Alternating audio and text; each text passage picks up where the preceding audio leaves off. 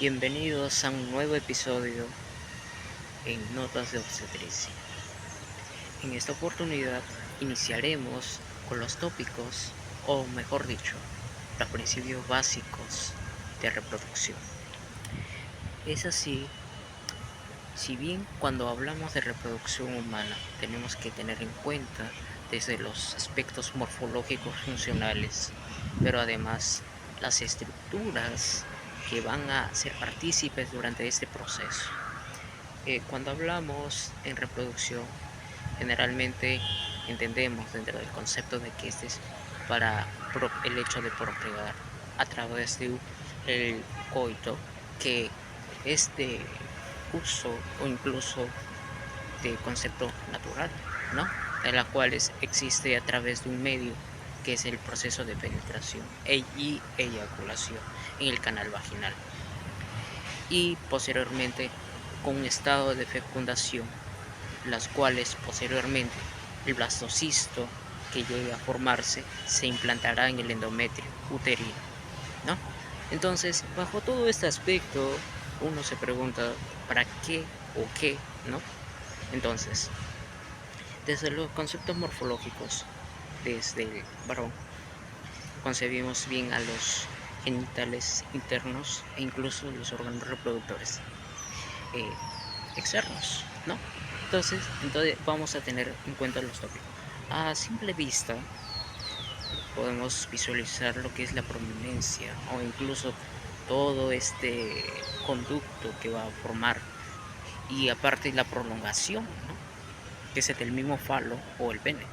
Entonces es ahí que consta de manera interna capas o estructuras que desarrollan ese trabajo. Pero esta estructura tiene dos funciones esenciales dentro de la vida humana del, del varón. Si bien está que esto cumple con un rol del nivel excretor del tipo urinario a través del meato urinario que se va a llegar a desembocar, y también tiene un efecto en los cuales se va a liberar todo lo que es el líquido seminal y el semen, ¿no? Que va a ser fruto para la reproducción humana. Ahora, ¿qué estructuras componen, ¿no? Al nivel reproductivo? Si bien ya hemos mencionado que es un miembro viril, consta de dos cuerpos cavernosos, que los cuales la parte interna eh, encontramos una serie de sinusoides dentro de ella, y además lo que hay arterias principales, arteriolas, entonces de las cuales, por ejemplo, uno es la helicina, que logramos ubicar de la manera interna, pero es en estos sinusoides es de lo que se van a llenar de sangre ante un estado de erección, ¿no? Generalmente esto ya está comprometido con un del sistema nervioso parasimpático, ¿no? Que va a generar a través de los impulsos nerviosos, tras un proceso de estimulación, o incluso, ¿no? Entre unos procesos que los cuales genere esas reacciones. Entonces, si de tal modo esta estructura está basada en ello, por ejemplo, ahora en la bolsa escrotal encontramos otros puntos más que son esenciales. Si bien está dentro del cordón espermático, dentro del conducto deferente e incluso dentro de la formación testicular, una serie de capas que vamos a encontrar que van a ser fundamentales durante el proceso de desarrollo y formación de los espermatozoides. Dentro de ello, dentro de cada estructura, encontraremos todo el material genético y funcional que va a ser partícipe durante este crossing over, y va a dar a la par el desarrollo de características ya sea fenotípicas y genéticas, las cuales de entre ambas sexos o ambas personas va a lograr desarrollarse durante el proceso embrionario y fetal. Ahora,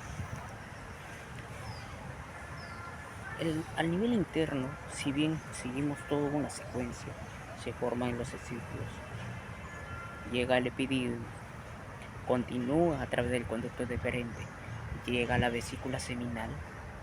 Esto a través del conducto eyaculador va a llegar hasta la región prostática en el órgano de la próstata, las cuales se conectan con el conducto o urinario que viene a ser la uretra.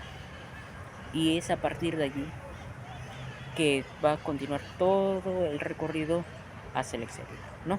Posterior a la eyaculación.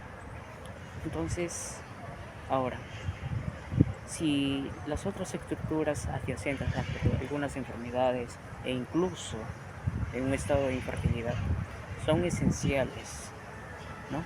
Evaluarlo de manera precisa, las causas que la generan. Si bien esto puede ser morfológicas, o sea, estructurales debido a determinados problemas, e incluso esto puede ser genético. Entonces, ¿cómo fue que pasó y en qué momento se desarrolló? O incluso esto también esté vinculado a factores ambientales, ejemplo, radiación o incluso otras situaciones que puedan agravar la situación dentro, e incluso podemos hacer una mención de manera común y silvestre que suele ocurrir es a través de el estilo de vida que lleva una persona, y eso no solo se remonta a lo que es para un varón. Entonces ahí vienen criterios importantes. Ahora, en el lado femenino conocemos desde los genitales externos e internos. Externos, bien encuentras a simple vista lo que es los labios mayores, menores, todo esa estructura externa llamada la vulva. Incluso dentro de las zonas erógenas que podemos hacer un comparativo entre el varón y la mujer. En el varón generalmente lo ubicamos en el glande mismo y en la mujer en el clítoris, ¿no? Ahora, los procesos de estimulación eh, está diversificado en distintas zonas, ¿no? En el caso de la mujer, si bien lo podemos ubicar dentro de aquella estructura que es el clítoris, como una zona erógena, e incluso está la zona G, ¿no? Que es dentro del canal vaginal de manera interna o incluso en los senos mamarios. Esto vamos a verlo de una forma en la cual va a ser partícipe durante el proceso de procreación, ¿no? Dentro del acto sexual. Ahora, esas estructuras externas en la parte interna podemos ubicar todo lo que corresponde al canal vaginal. Generalmente tiene una medida de 10 a 11 centímetros aproximadamente. Ya, eso considerando desde la vista externa hasta el fondo, ¿no? Un máximo. Incluso si lo vemos por etapas, por edad, por tamaño, o sea, me refiero a la estatura, contextura, etcétera, esto varía definitivamente. Entonces vamos a tener que considerar otros criterios más. Ahora, dentro del proceso reproductivo, eh, después llegando al fondo del cervix, podemos encontrar todo lo que es a ese componente que lo engloba al útero. El útero está compuesto de 3 capas. Mira, no la olvides: perimetrio, miometrio y endometrio. El endometrio es la capa funcional, las cuales conocemos a través del proceso que viene cada mes, el proceso de menstruación. De tal manera de la cual toda esta capa se va a desprender ante efectos hormonales y que son naturales y que generalmente suele tener como unos efectos sintomáticos en la mujer, ya sea desde mismas náuseas, incluso lo que es el correspondiente al sangrado durante un periodo de días. Si bien se concibe que hay del tipo regular e irregular respecto en qué momentos llega a presentarse este hecho, es característico que si bien se lleva todo un control prácticamente, ¿no? La cual es como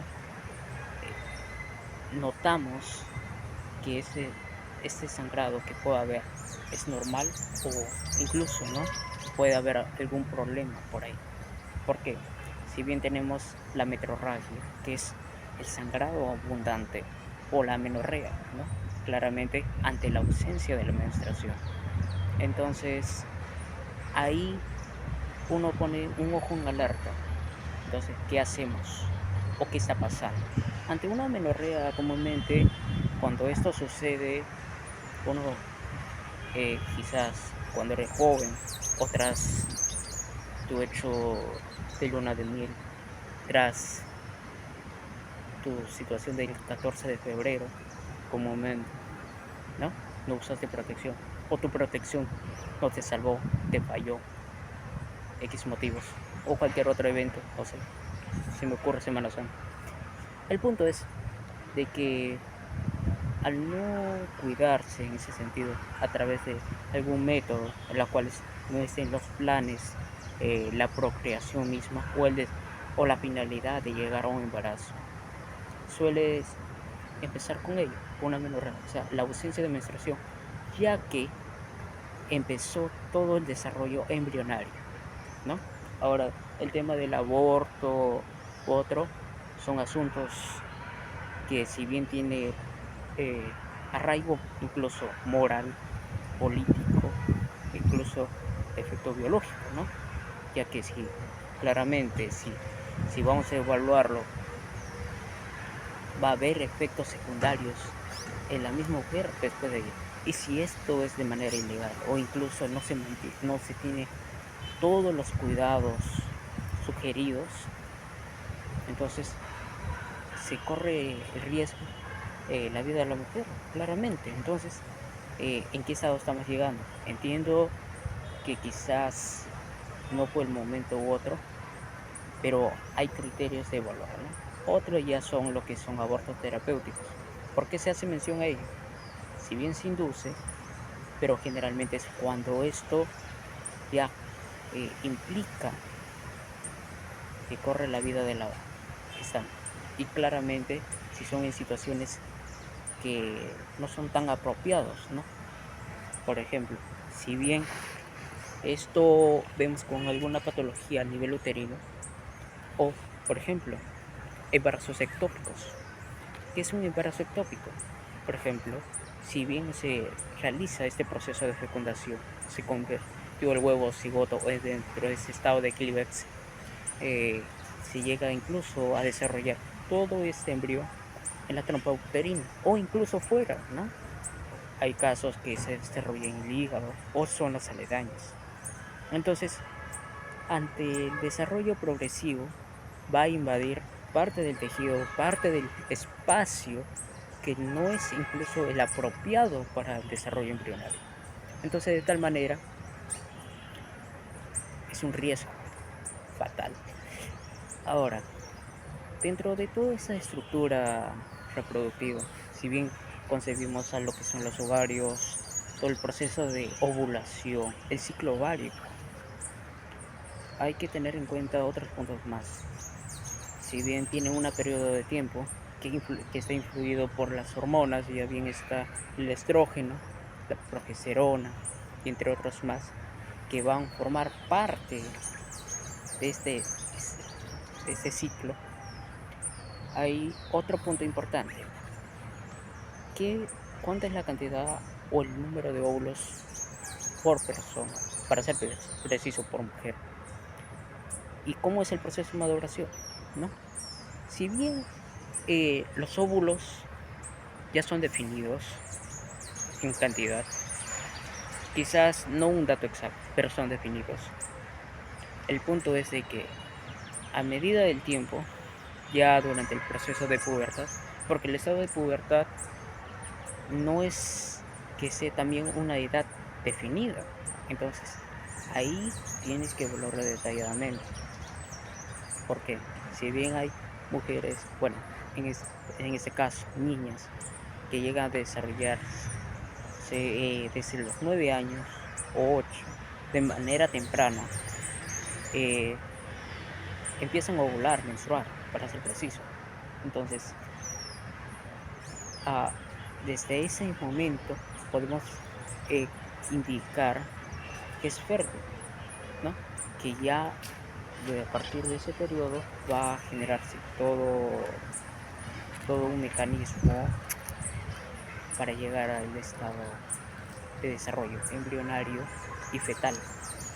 Pero hay un problema, que si bien su cuerpo, o al menos ese estado, lo considera apropiado, pero estructuralmente, ya sea el útero o los órganos internos, no lo están. Entonces hay un alto riesgo que pueda incidir en la vida de la niña, ¿no? Si bien viene con partos prematuros o algunos otros problemas, si es que incluso no se mantienen los cuidados posibles para un embarazo saludable. Ahora, ¿cuál es la repercusión de que una niña empiece a menstruar temprano? ¿No? Hay todo un sistema o que está en boga. Podemos decirlo de una manera para no ampliar en ese sentido, ya que en otra oportunidad lo haremos. Pero el punto es de que si bien hay ese criterio, inicios antes, posiblemente tu estado de menopausia también culmine antes. Generalmente tenemos un periodo de que es entre los 40 a 50. Durante este desarrollo que es natural, totalmente natural, el estado de menopausia, de los cuales es ya la parte que finaliza, ¿no? Todo este periodo. Ya incluimos incluso de amenorrea o incluso las reacciones sintomáticas ante todo ello. Y el estado, ¿no?, de ovulación. Cuando recién inicias, la, los óvulos que son liberados, se puede decir de alguna manera, son de mayor calidad.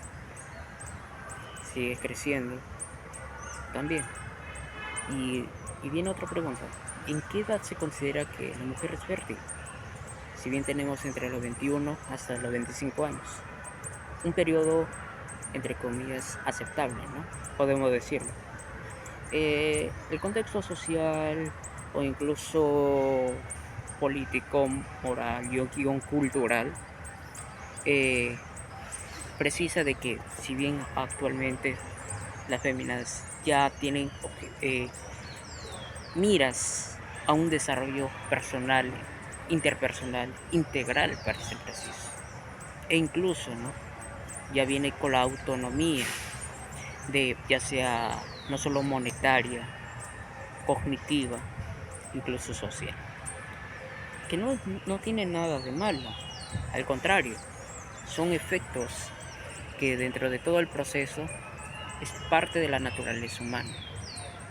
El punto es de que si el inicio es tardío, que no necesariamente tiene que ser de la base 20 o 30 generalmente, pero la calidad de los óvulos ya es progresivamente menor. No es como decir que ayer estuvo bien y mañana va a ser mal. No se maneja de esa manera. Pero lo que queremos decir que si ya llega dentro del periodo de la menopausia o un estado avanzado o un estado de un adulto mayor, lo que si llegara a formar un estado de desarrollo fetal, va a tener implicancias, considerándose incluso un embarazo de alto riesgo. Ahora, todo esto también tiene que mantenerse los cuidados sugeridos, los cuidados posibles, para que sea con un éxito rotundo, en simples palabras, ¿no? Ahora, bien, hagamos esta pregunta. Si ayer se tuvo las relaciones sexuales, 14 de febrero, ¿ok? No te cuidaste. Pero tiene la idea que no pasó nada, ¿no? O sea, que estás feliz y contenta. Pero hay un detalle, que empiezas a notar determinados síntomas, que quizás se confunde con algún otro malestar general. O incluso dudas, ¿no? si es que llegas a usar el método, pero si funcionó correctamente, porque incluso el preservativo masculino y o femenino puede llegar a romperse, o si es que no se eh, usó adecuadamente también, o otros también incluso que pueda tener determinadas fallas, ya sea el DIU o también, por ejemplo, hay otros métodos como el espermicida o los de tipo hormonal, ya sea del implante o de los de vía oral, ¿no? Que se toma, porque el del día siguiente es el levonorgestrel, ¿no? Generalmente por un máximo de uso es de 1 a 2 veces al año, se repite reiteradamente, al año. Entonces, si tú empiezas a abusar de este fármaco, no solo ya es un daño, o sea, directo al nivel dentro de todo tu proceso del ciclo menstrual, sino ya vas a generar efectos paliativos o incluso efectos dañinos, ¿no? O incluso algunas implicancias posterior de característica patológica, al nivel ya sea uterino, endometrial y entre otros más, en los cuales como mujer o como persona nadie tiene el deseo de que se llegase a desarrollar alguna de esas.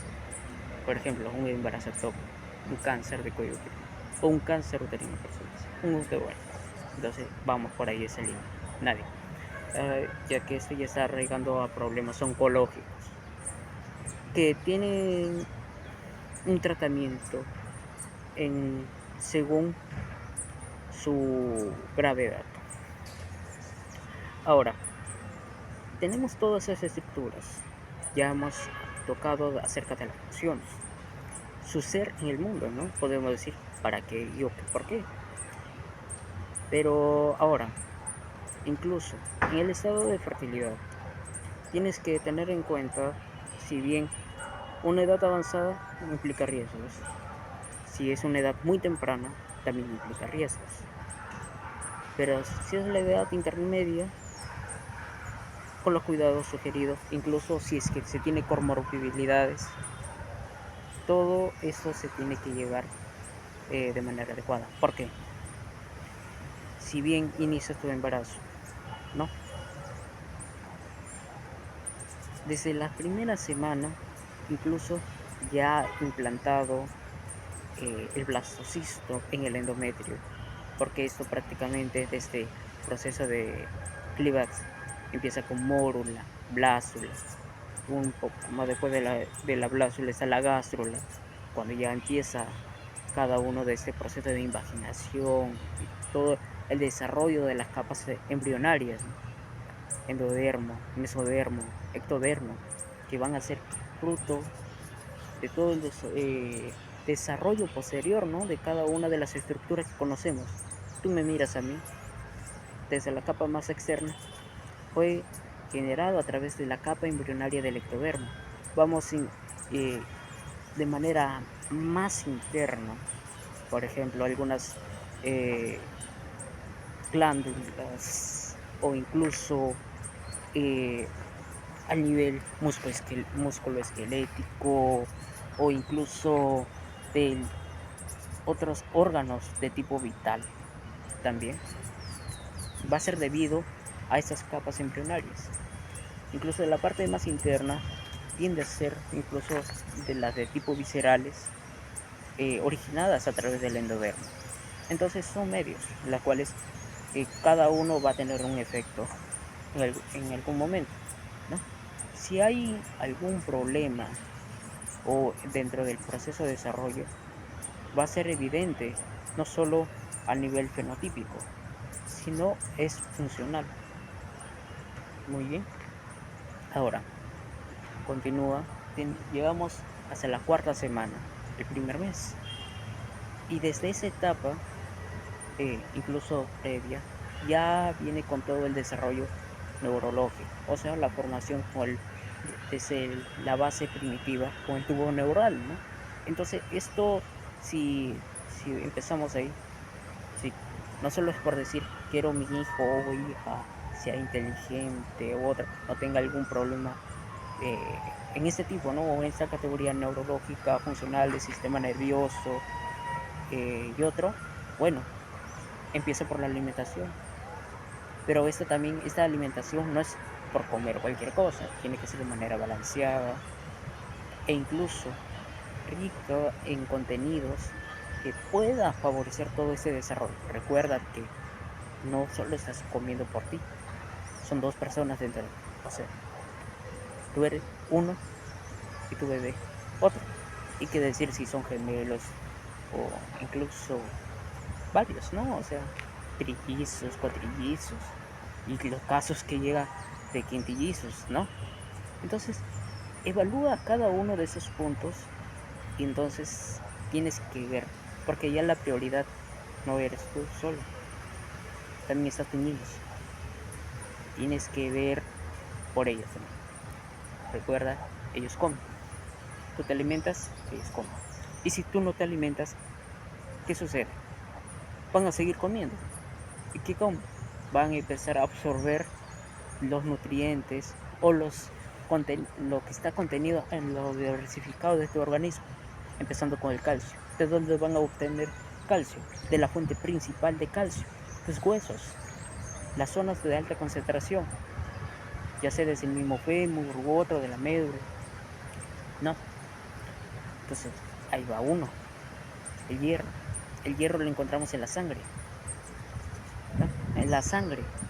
Y ahora, si no tus glóbulos rojos no están en un estado normal y o aceptable para continuar con un estilo de vida normal, la cual o adecuada, vas a tener ya problemas no solo sintomáticos para ti, ¿no? Tienes que tener en cuenta que si llegas a anemia, no es por llegar a anemia, tienes que llegar eh, no a un estado de gravedad. Es por ello que generalmente se suele sugerir o incluso ya la misma administración de consumo del sulfato ferroso, ¿no? E incluso algunos suplementos vitamínicos con calcio, las vitaminas B y otros más, ¿no? Porque en sí estos todos suplementos nutricionales claramente acompañados de la dieta balanceada van a favorecer todo ese desarrollo progresivo. Hay otro punto que tienes que tener en cuenta de que si bien todo ello está muy bien que lo lleves, pero además tienes que llevar los controles, porque pasan las semanas, pasan los meses, tu bebé crece y hay que cerciorarnos que todo va en orden. Y eso no significa que una ecografía y listo, porque hasta incluso en la ecografía no podemos verlo todo. Hay técnicas actuales que puede darnos índices o criterios de cómo va el desarrollo, pero si se hace una atención integral en todo este sentido, bueno, las preocupaciones posteriores o incluso posibles complicaciones, va a haber forma de abordarse cada uno de ellos. Tienes que tener en cuenta adicionalmente que si es por trimestres o todos los controles que aproximadamente se recomienda que sea 14 controles, entre comillas, eh, va a ser muy necesario. Y ya posterior también incluimos dentro de la estimulación temprana, prenatal, que ya va a estar dentro del vínculo madre-niño o hijo. Tú sabes a qué me refiero. Es el lazo que nos une. Ahora, ¿por qué te digo que tienes que llevar controles? Estás en el tercer trimestre de embarazo, pero notas que tu bebé empieza a patalear, que es normal, porque está indicando signo de vida que está presente, que ese es un dato muy importante que tienes que tener en cuenta. Hay otros puntos más, si hay algunos problemas ya dentro de tu embarazo a término, que vas a evaluar, por ejemplo, el estado fisiopatológico, ¿no? Por ejemplo, la presencia de edemas, que si bien está incluido, por ejemplo, la hinchazón a nivel de los pies, la cabeza, las manos, son puntos importantes. Otro, si notas la fiebre.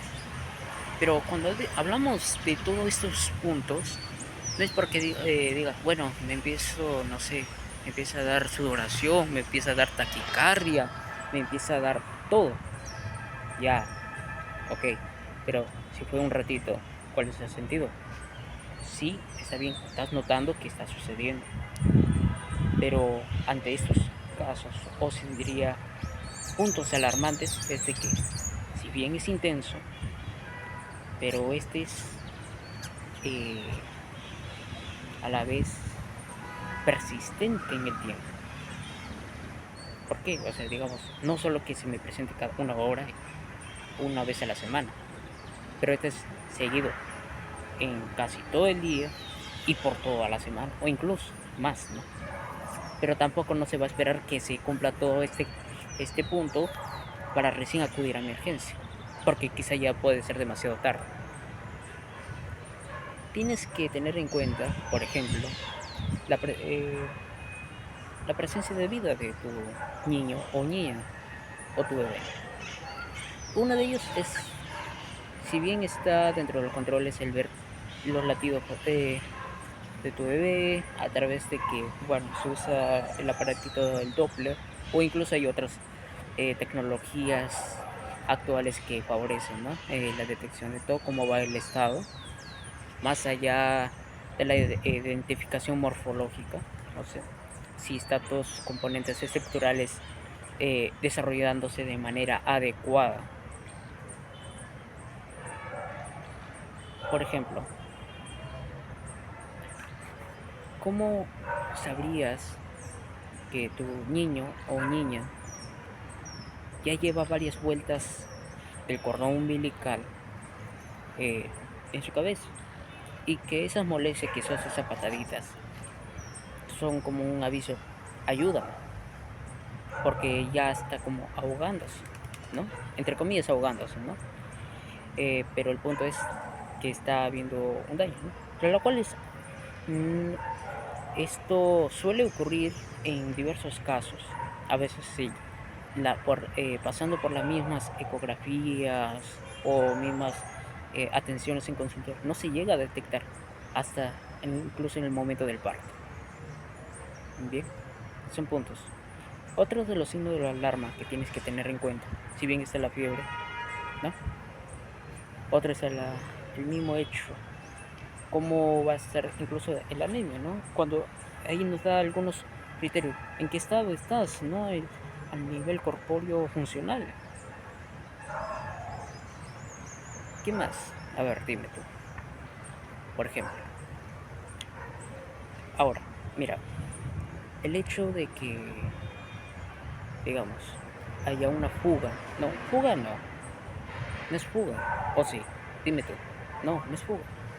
Entonces, es el de si el líquido amniótico ya empezó a escaparse, u otro, ya durante el proceso que va a formar parte de la dilatación para llegar a un estado o un proceso de parto, si este tiempo es prolongado, porque bien todo se podría decir, se puede escurrir todo el líquido amniótico en que nada tu niño o niña, y si sigue pasando el tiempo, sus horas son contadas, ¿no?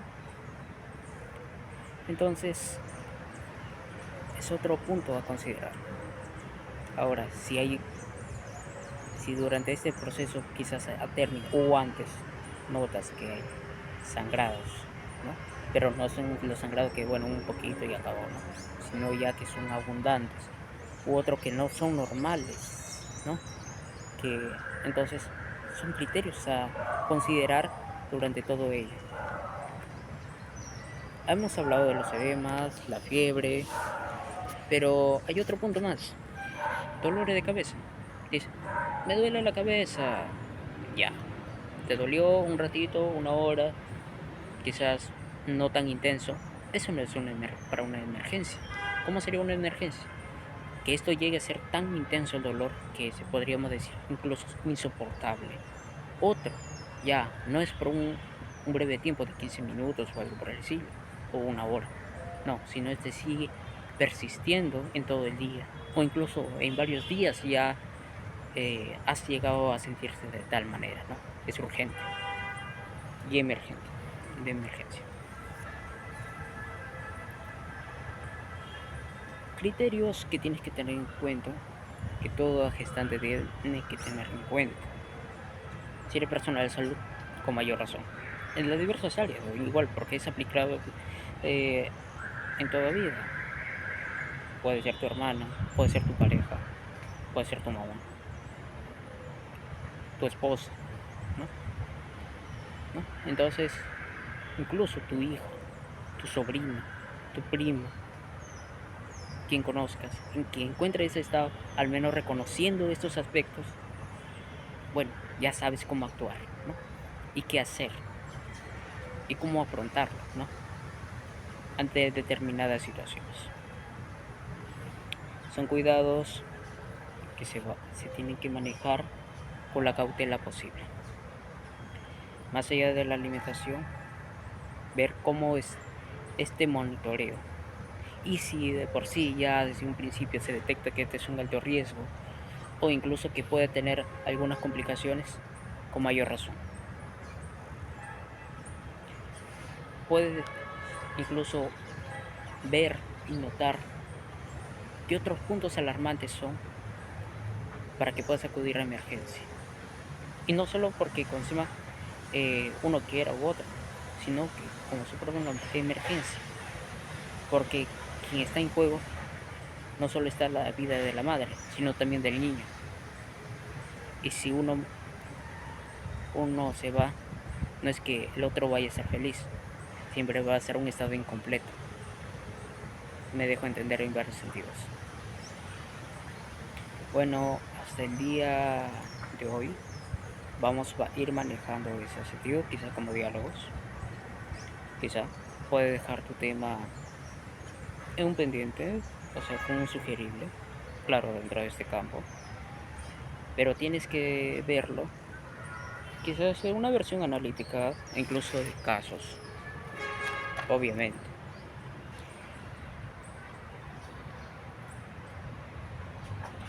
Dentro de toda esta reproducción que tiene fines o incluso prácticas desde la antigüedad, porque no es que sea algo que tenga que ser restringido, porque es parte del estilo o dentro de la conducta humana en reaccionar de tal manera, con la finalidad de mantener la continuidad de la especie, ¿no?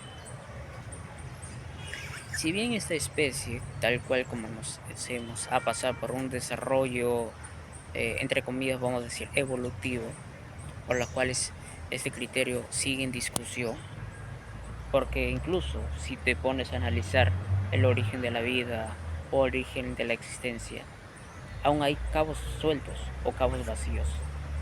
Entonces no podemos dar por absoluto todo, porque poco a poco ya lo iremos conociendo. Pero el criterio de todo esto, desde el mismo reconocimiento de la existencia del ser, el mundo o el ser en este piso, en esa tierra, desde los eh, ancestros, podemos decir de cierto modo, o quizás suele llamarse las culturas milenarias, ¿no? Tenemos ya bien a Sumeria, Caral, Egipto, incluso lo que es, bueno, posteriormente ya con China, y bueno, los avances expansivos territoriales, menciona todo cada uno de estos eh, actos que han sucedido, ¿no? Ya sea a nivel cultural, cómo vieron a la sexualidad. Egipto incluso nos dio estos regalos a través de sus murales, claro, bajo su técnica y concepción del mundo, ¿no? Esta cosmovisión acerca de ello, cómo fueron las prácticas que llevaron ellos, o incluso lo que se difundía entre la sociedad misma. No es más allá de que está bien relacionado con los dioses, Anubis, Tot, o el sentido del criterio de muerte, o incluso de divinidad misma como una obra divina, como una obra natural. Criterios que están dentro de su propia concepción.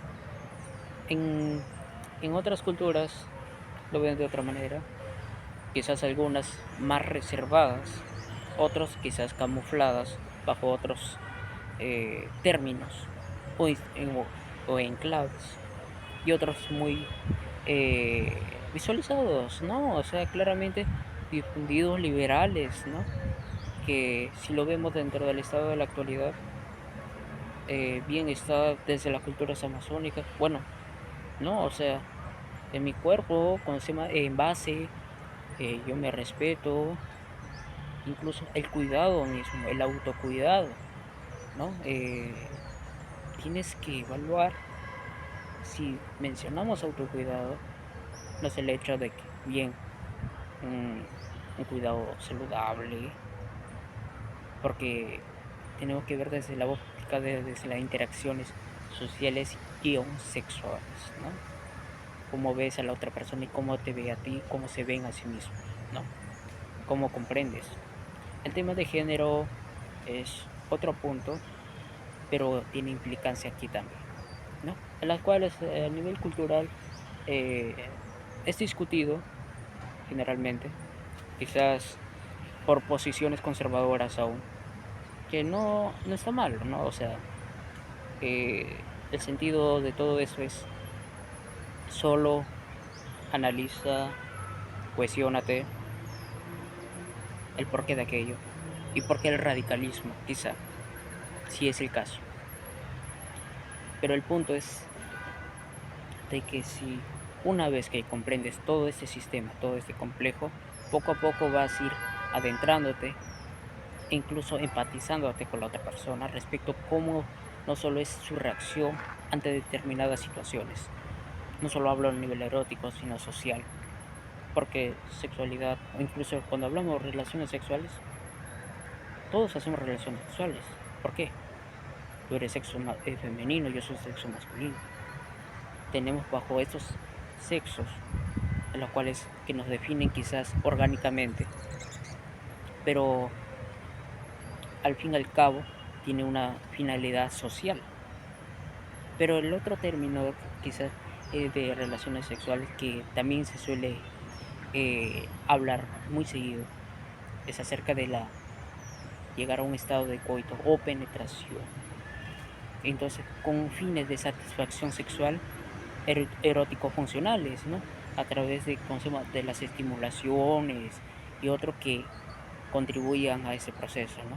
Y ya por cultura popular podemos entender a qué tipo de actitudes y conductas y obscenidades e intereses eh, lleve a cabo para cumplir dicho objetivo. Hasta ahí creo que manejamos todo ello. Entonces, por ejemplo, si lo vemos desde la vista de Perú, varias culturas, por ejemplo, tenemos la de Sechín. Hay un centro anatómico, bueno, lo tenemos como un apodo así, ¿no? En un centro arqueológico, de la cual demuestran a través de sus mismos tallados escultóricos dentro de los frisos, de las paredes, todas estas representaciones, no necesariamente sexuales, ¿no? Pero el punto es cómo es la representación orgánica del organismo, ¿no? ¿Por qué lo digo? Porque se encuentran tallados incluso estructuras anatómicas, orgánicas, ya sea el estómago u otros, pero tienen otros complejos de ver el mundo, ¿no? Otro tenemos Paracas, ¿no? O Moche. ¿Por qué Moche? Si bien tenemos a tres tipos, o a retratos, que dicen, tú me miras, un retrato, ok, no hay problema. un hueco patológico, me demuestra un rostro quizá a un estado de enfermedad, ¿no? Cómo genera o cómo ves a este rostro humano ante su dolencia, el dolor que percibe y el dolor que lleva, y ante determinadas enfermedades, e incluso cómo se ve aquella persona cuando está sufriendo de tal mal, ¿no? Hay otro punto que son los cuadros eróticos. Ya, esto más allá de las representaciones sexuales, más allá de las representaciones, cómo vemos a estas estructuras, o incluso de eh, al nivel cultural, cómo es manifestado las posiciones, o incluso los medios que canalizan para lograr el placer sexual, ¿no? Entonces, este medio, si bien es difundido, pero poco hablado, poco mencionado, poco, incluso con poco difusión, fue evidente desde la antigüedad. ¿El tabú se mantiene? Sí. ¿Se debe hablar todo esto con respeto? También. Entonces, todo con cautela y cuidado, ¿no? Cuando hablamos, por ejemplo, en el tema de Paracas, más que todo vamos a hacer mención desde el hecho del conocimiento orgánico funcional, ¿no? Si bien se puede usar complementos alternativos, ya sea de tipo medicinal, ante determinadas sintomatologías durante el embarazo, el climaterio, ¿no? Al nivel puerperal, ¿no? ¿Cómo voy a abordar para que quizás mi hija, mi mujer, no sufra, o al menos el dolor que llega a percibir sea menor? Bueno, ante todo esto, son puntos y criterios a analizar por cada persona, puntos a reflexionar, puntos a los cuales vas a ir desarrollando cada vez a medida que vas aprendiendo en la historia de tu vida. Este no es un despido hasta siempre y hasta nunca, solo es hasta pronto. Entonces, nos vemos. Saludos para todos ustedes. En la lista de comentarios o la lista sugerible apreciaré sus nuevos temas que quisiera que tocáramos en Notas de Obstetricia. Más allá de un podcast, más allá de un documental hablado, personal, quizás con invitados próximamente, pero todo es parte del desarrollo del aprendizaje. Créame que todo ese conocimiento no llega de la nada, toda esa experiencia que uno va aprendiendo a medida del tiempo, parte de la vida y un proceso complejo dentro de un estado cognitivo conductual, un desarrollo del aprendizaje experiencial.